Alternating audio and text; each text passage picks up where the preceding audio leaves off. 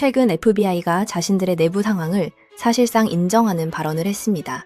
FBI는 하나의 조직처럼 보이지만 실제로는 한동안 전혀 다른 두 방향으로 나뉘어 움직이고 있었다는 고백이었고, 이 발언은 범죄 이야기가 아니라 조직이 어떻게 망가질 수 있는지에 대한 경고에 가까웠습니다. FBI 내부에는 두 개의 FBI가 동시에 존재하고 있었습니다. 하나는 범죄보다 사람을 먼저 보고 위협보다 정치적 위치를 먼저 따지며 수사를 치안이 아닌 권력의 도구처럼 사용하던 FBI였습니다. 이 조직은 범죄자를 잡는 데 집중하기보다 누가 불편한 말을 했는지, 누가 문제를 제기했는지, 누가 조직에 부담이 되는 존재인지를 더 중요하게 보기 시작했습니다. 반면 다른 하나의 FBI는 전혀 다른 방식으로 움직이고 있었습니다. 이들은 정치에 관심이 없었고 논쟁에도 끼어들지 않았으며 오직 거리에서 폭력 조직과 갱단, 조직 범죄와 테러 위험을 추적하는 데 집중하고 있었습니다. 이 FBI에게 수사는 메시지가 아니라 결과였고, 조직의 존재 이유는 여전히 국가 안전 그 자체였습니다. 문제는 이 두 FBI가 같은 조직 안에 있었다는 점입니다.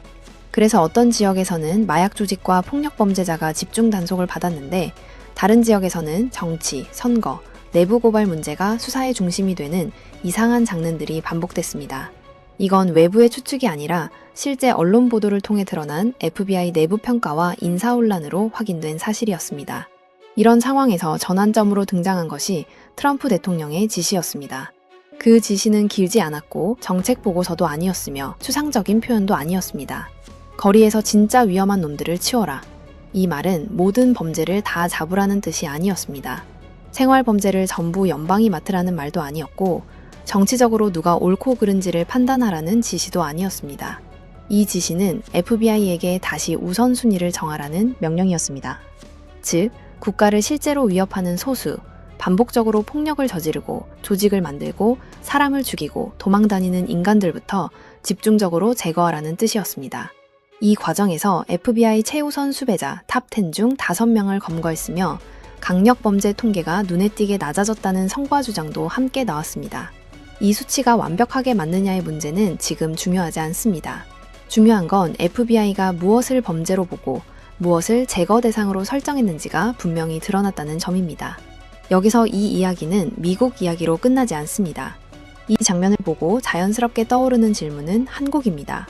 지금의 한국 경찰은 국가를 위협하는 범죄와 사건성 범죄를 구분하지 못한 채 여론과 언론의 반응에 따라 움직이고 있습니다. 또 정권이 바뀔 때마다 수사의 방향이 흔들리는 모습을 반복해서 보여주고 있습니다. 그리고 고위공직자 범죄수사처, 즉 공수처는 국가 위협 범죄를 다루기 위해 만들어졌지만 현실에서는 정치 사건과 권력 다툼의 중심에 서면서 스스로 존재 이유를 흐리고 있습니다. 미국은 수사기관이 정치에 휘둘리면 조직이 둘로 갈라진다는 걸 이미 한번 겪었습니다. FBI는 둘로 나뉘어 있었고 그 사실을 스스로 인정했습니다. 한국은 아직 수사기관이 이미 여러 방향으로 갈라져 있다는 사실조차 인정하지 않고 있습니다.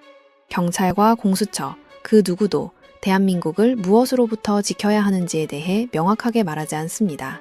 미국은 조직이 갈라졌다는 사실을 인정한 뒤에야 방향을 다시 정했습니다. 한국은 언제 그 사실을 인정하게 될까요?